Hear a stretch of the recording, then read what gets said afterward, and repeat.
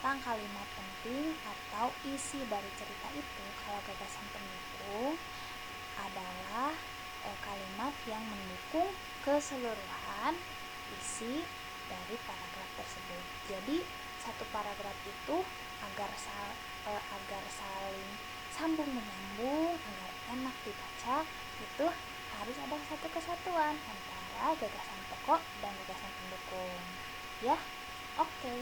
Nah, untuk gagasan pendukung ini kita akan membahasnya di paragraf 3 dan paragraf 4. Oke.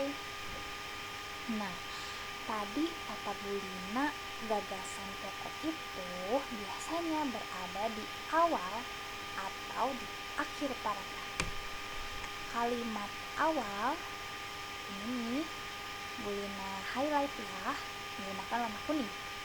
Dan kalimat di akhir paragraf atau di akhir paragraf. Oke. Nah, ini budaya Bali terkenal karena bunyi musiknya yang berbeda. Itu di awal paragraf ya. Lalu yang di akhir paragrafnya, nyaring bunyinya ketika kedua keping itu dipadukan. Kira-kira mana loh yang lebih penting? Yang awal atau yang akhir? Yang budaya Bali terkenal karena bunyi musiknya yang berbeda, atau nyaring bunyinya ketika kedua keping itu dipadukan? Betul, yang awal paragraf. Karena apa? Itu kan penting. Itu merupakan awal dari paragraf yang ketiga. Tapi itu sudah memuat apa yang ingin paragraf 3 itu sampaikan kepada kita tentang budaya Bali yang mempunyai ciri khas dari musiknya karena berbeda dengan musik yang lain. Kita baca lagi karena kita akan mencari gagasan pendukung. Dari namanya saja gagasan pendukung, berarti mendukung satu bacaan tersebut. Oke. Rombongan dari Bali membunyikan alat musik daerahnya. Cengceng namanya. Alat ini berbentuk seperti dua keping simbal yang terbuat dari logam. Nyaring bunyinya ketika kedua keping ini dipadukan. Nah, dari kalimat tersebut kita tahu ya kalau misalkan gagasan pendukung ini apa sih gagasan pendukung ini dari paragraf 3 ini yang mana?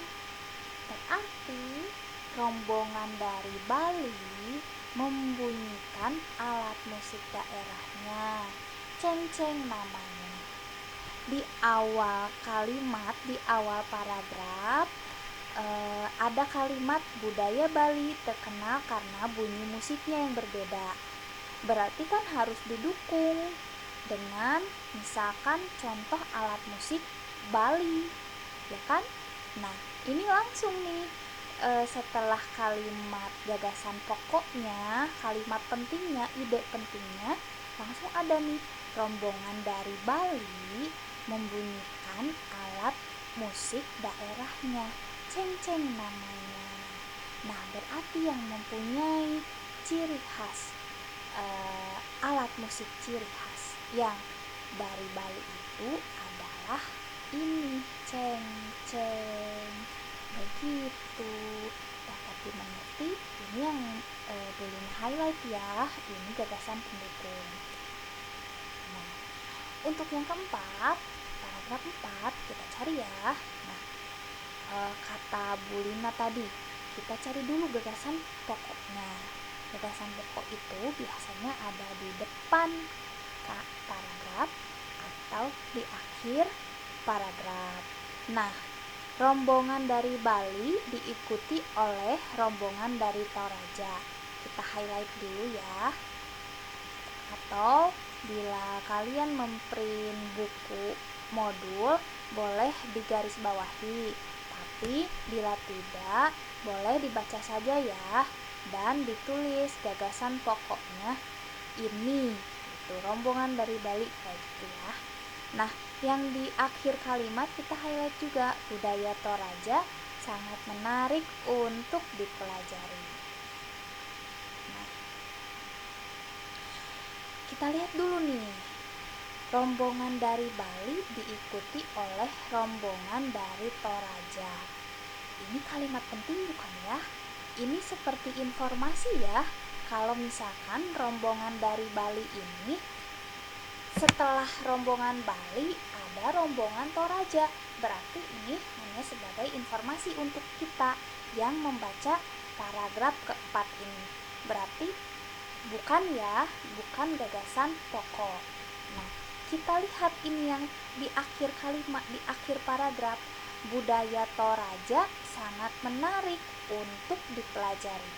Berarti sudah terlihat ya, itu gagasan pokoknya. Karena dari awal informasi ini penulis itu sudah berbicara, sudah menginformasikan ke kita bahwa akan diceritakan ini di paragraf ini tentang rombongan dari Toraja. Jadi setelah rombongan Bali, ini rombongan Bali akan ada rombongan dari Toraja. Nah, maka gagasan pokok yang benar itu adalah budaya Toraja sangat menarik untuk dipelajari. Oke. Nah, selanjutnya kita cari gagasan pendukungnya kan. Nah, gagasan pendukungnya itu yang mendukung dari ini, yang mendukung gagasan pokoknya. Nah, rombongan dari Bali diikuti oleh rombongan dari Toraja. Jelas ini merupakan informasi pendukung, karena sebelum kita tahu atau kita membaca mengenai rombongan Toraja, ini ada informasi dulu. Kalau misalkan setelah dari rombongan Bali ini sudah beres, rombongan Toraja baru pawai budaya. Jadi ini kita highlight sebagai gagasan pendukung ya. Selanjutnya ada wanita Toraja memakai pakaian adat yang disebut baju pokok. Oke, itu juga gagasan pendukung ya, karena ini kan budaya Toraja sangat menarik.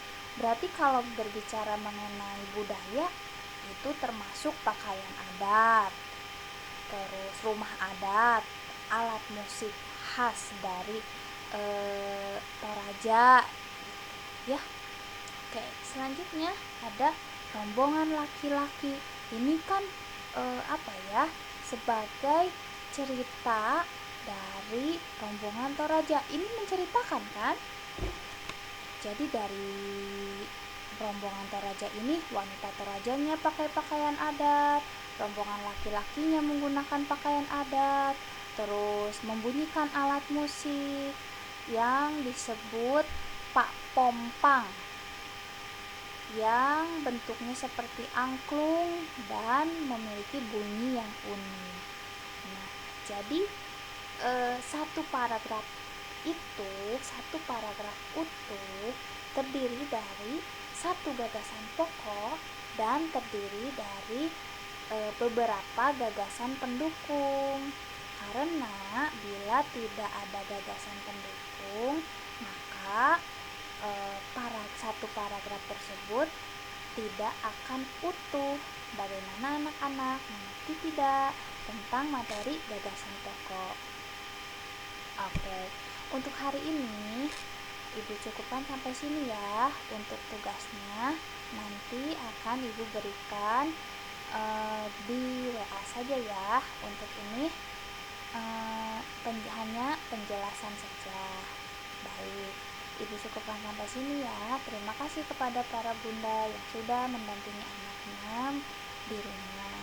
Oke, Assalamualaikum warahmatullahi wabarakatuh. Dadah semuanya.